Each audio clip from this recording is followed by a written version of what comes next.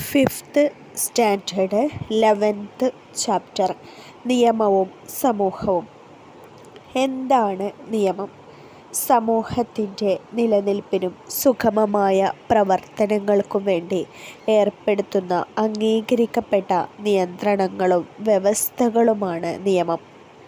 മനുഷ്യർ സാമൂഹിക ജീവികളാണ്. ഓരോ വ്യക്തിക്കും സമൂഹത്തിൽ മെച്ചപ്പെട്ട ജീവിതവും സംരക്ഷണവും ഉറപ്പുവരുത്തുന്നതിന് നിയമങ്ങൾ അനിവാര്യമാണ്. സമൂഹത്തിലെ എല്ലാവരുടെയും ക്ഷേമത്തിന് വേണ്ടിയുള്ളതാണ് നിയമങ്ങൾ. ഒരു സാമൂഹിക കൂട്ടായ്മയിൽ അതിലെ അംഗങ്ങളായ വ്യക്തികളുടെ സ്വഭാവം, പെരുമാറ്റം, പ്രവൃത്തി, സ്വാതന്ത്ര്യം, അവകാശം തുടങ്ങിയവയ്ക്കുമേൽ ചില വ്യവസ്ഥകളും നിയന്ത്രണങ്ങളും ആവശ്യമാണ്.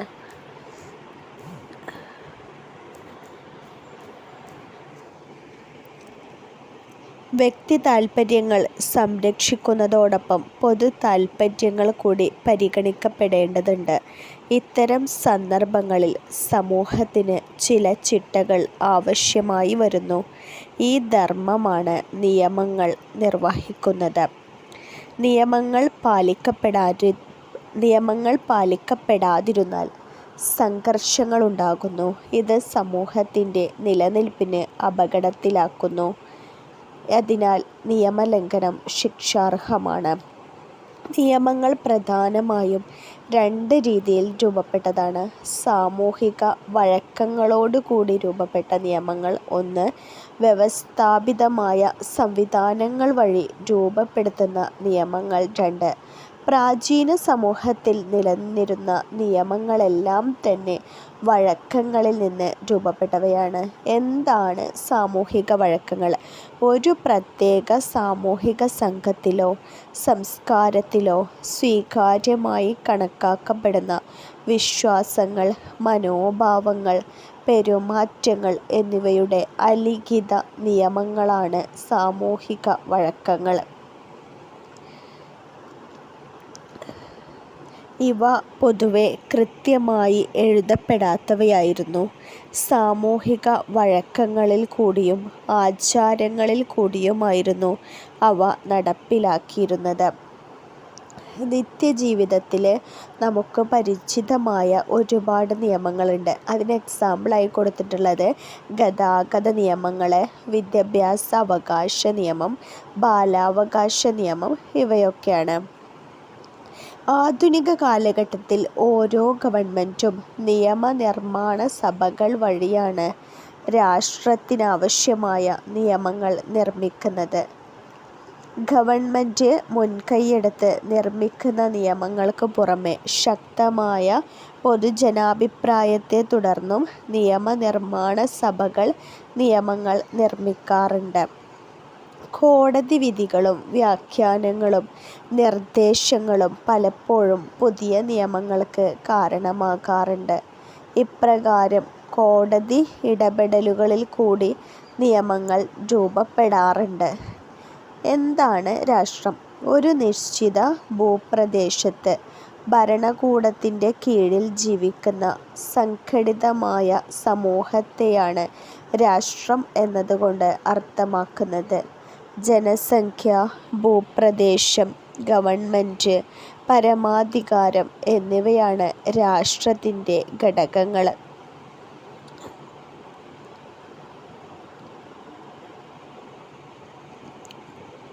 ഇനി ഒരു ചിത്രം. റോഡ് സുരക്ഷയുമായി ബന്ധപ്പെട്ട ഒരുപാട് ചിത്രങ്ങൾ കൊടുത്തിട്ടുണ്ട്. ആ ചിത്രങ്ങളൊക്കെ എന്തിനെ സൂചിപ്പിക്കുന്നു എന്നൊക്കെയാണ് പറയണത്. അതിൽ ഫസ്റ്റ് ചിത്രം സൈക്കിൾ സവാരി പാടില്ല. രണ്ടാമത്തേത് സ്കൂളിൻ്റെ അടുത്ത് വെക്കുന്ന ഒരു ബോർഡ്, പിന്നെ സീറ്റ് ബെൽറ്റ് ധരിക്കാനുള്ള ചിത്രം. അങ്ങനെ കുറേ സൈൻ ബോർഡുകളൊക്കെയാണ് ഇവിടെ കൊടുത്തിട്ടുള്ളത്.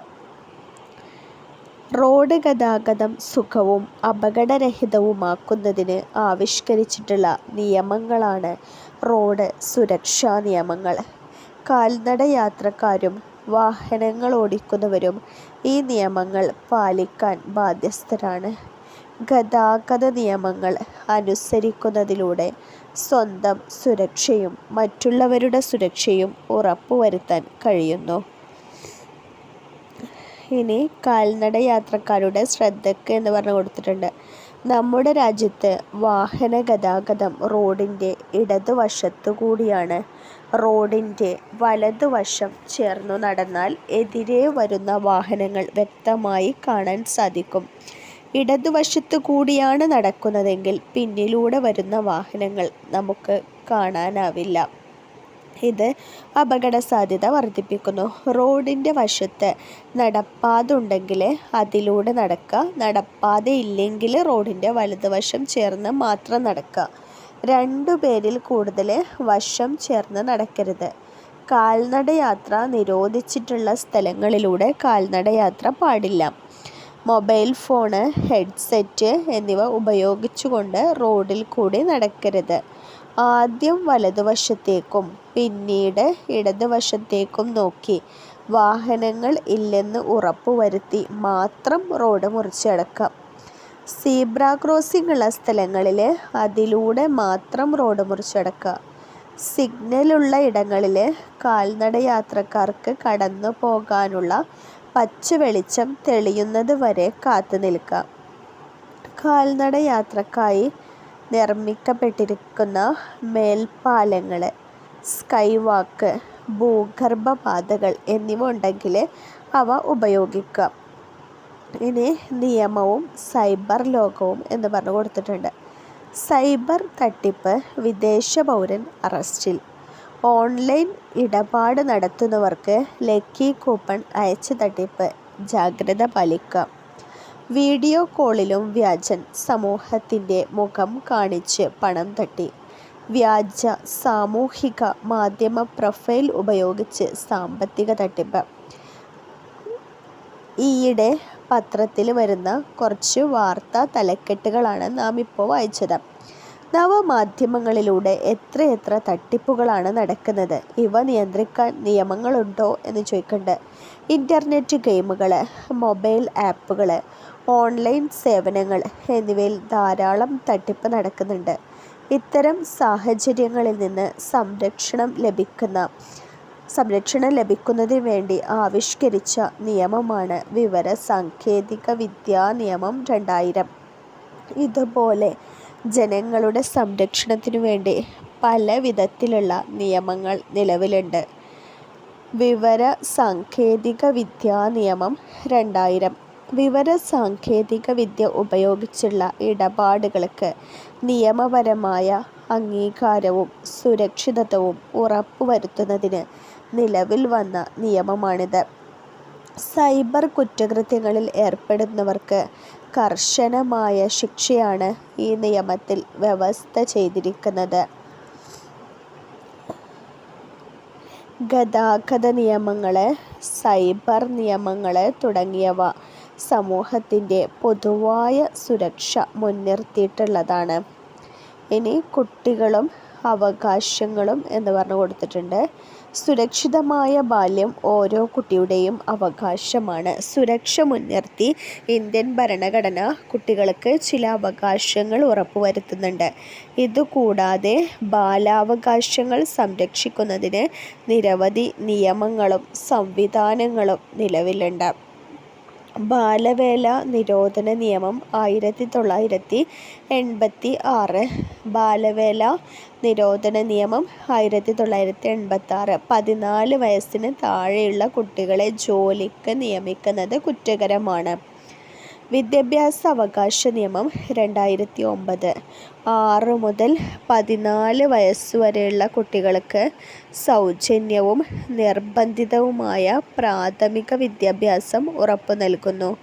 6 മുതൽ 14 വയസ്സുവരെയുള്ള കുട്ടികൾക്ക് സൗജന്യവും നിർബന്ധിതവുമായ പ്രാഥമിക വിദ്യാഭ്യാസം ഉറപ്പു നൽകുന്നു. ബാലാവകാശ സംരക്ഷണ കമ്മീഷൻ കുട്ടികളുടെ അവകാശങ്ങൾ സംരക്ഷിക്കാൻ വേണ്ടി ദേശീയ തലത്തിൽ ദേശീയ ബാലാവകാശ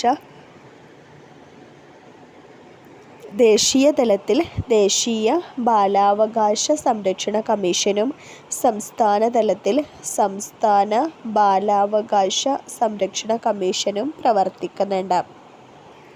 ബാലനീതി നിയമം 2015 സുരക്ഷിത ബാല്യം ഉറപ്പുവരുത്തുന്നതിന് 2015 നിലവിൽ വന്ന നിയമമാണ് ബാലനീതി നിയമം. കുട്ടികളെ ഉപദ്രവിക്കുക, അവഗണിക്കുക, ഭിക്ഷാടനത്തിനുപയോഗിക്കുക, അടിമവേല ചെയ്യിക്കുക, ലഹരി വസ്തുക്കൾ നൽകുക, അതിൻ്റെ വിൽപ്പനയ്ക്ക് കുട്ടികളെ ഉപയോഗിക്കുക തുടങ്ങിയവ ഈ നിയമമനുസരിച്ച് ശിക്ഷാർഹമാണ്. ഇത്തരം അവകാശ ലംഘനങ്ങളുണ്ടായാൽ സംസ്ഥാന ബാലാവകാശ സംരക്ഷണ കമ്മീഷനെ സമീപിക്കാം.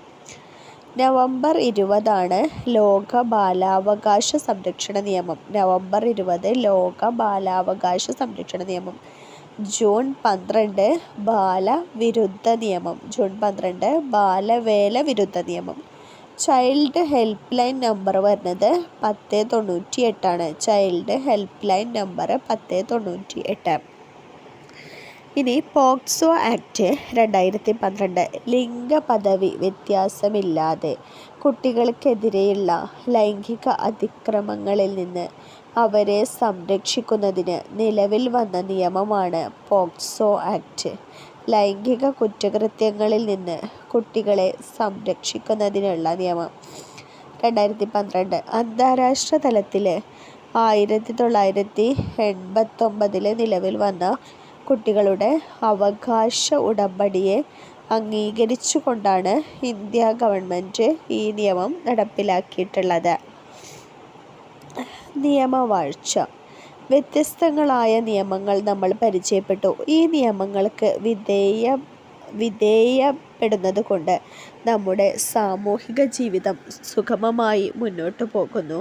നിയമത്തിനു മുന്നിൽ എല്ലാ പൗരരും തുല്യരാണ്. നിയമം ഉറപ്പാക്കുന്ന തുല്യ സംരക്ഷണം അനുഭവിച്ച് അവക്ക് വിധേയപ്പെട്ട് ജീവിക്കുന്ന സാഹചര്യമാണ് നിയമവാഴ്ച. സമൂഹത്തിൽ തർക്കങ്ങളും കലഹങ്ങളും ഉണ്ടാകുമ്പോൾ നിയമവാഴ്ച ഉറപ്പുവരുത്താൻ അവക്ക് പരിഹാരം കാണാനുള്ള സംവിധാനങ്ങളിലൊന്നാണ് തദ്ദേശ സ്വയംഭരണ സ്ഥാപന ജാഗ്രതാ സമിതികൾ. ക്രമസമാധാന പാലനമാണ് പോലീസിൻ്റെ ചുമതല. തർക്കങ്ങൾ പരിഹരിക്കുന്നതിനും ശിക്ഷ വിധിക്കുന്നതിനുമുള്ള അധികാരം കോടതികൾക്കാണ്. സുപ്രീം കോടതി, കേരള ഹൈക്കോടതി എന്ന് പറഞ്ഞു കൊടുത്തിട്ടുണ്ട്. സുപ്രീം കോടതി ഇന്ത്യയുടെ പരമോന്നത കോടതി. സുപ്രീം കോടതി ന്യൂഡൽഹിയിലാണ് സുപ്രീം കോടതി സ്ഥിതി ചെയ്യുന്നത്. എന്നാൽ സംസ്ഥാനത്തെ ഏറ്റവും ഉയർന്ന കോടതി ഹൈക്കോടതി എറണാകുളത്താണ്. കേരള ഹൈക്കോടതി സ്ഥിതി ചെയ്യുന്നത്. നിയമത്തിൻ്റെ പരമാധികാരം ഉറപ്പുവരുത്തുക എന്നതാണ് കോടതികളുടെ മുഖ്യ ചുമതല. നിയമങ്ങൾ പാലിക്കുന്നത് കൊണ്ട് നമുക്ക് സാമൂഹിക ജീവിതം സാധ്യമാക്കുന്നു. ഇത് തിരിച്ചറിഞ്ഞ് പ്രവർത്തിക്കേണ്ടത് നാം ഓരോരുത്തരുടെയും കടമയാണ്. നിയമവും സമൂഹവും എന്ന 5th സ്റ്റാൻഡേർഡിലെ ചാപ്റ്ററിൽ വന്നിട്ടുള്ള ഇമ്പോർട്ടൻ്റ് ആയിട്ടുള്ള കണ്ടൻറ്റാണ് നമ്മൾ ഈ ഒരു കുഞ്ഞു വീഡിയോയിൽ ഡിസ്കസ് ചെയ്തത്. കൂടുതൽ SCRT വീഡിയോകൾക്ക് ഈ ചാനൽ സബ്സ്ക്രൈബ് ചെയ്ത് ലൈക്ക് ചെയ്യുക. Thank you.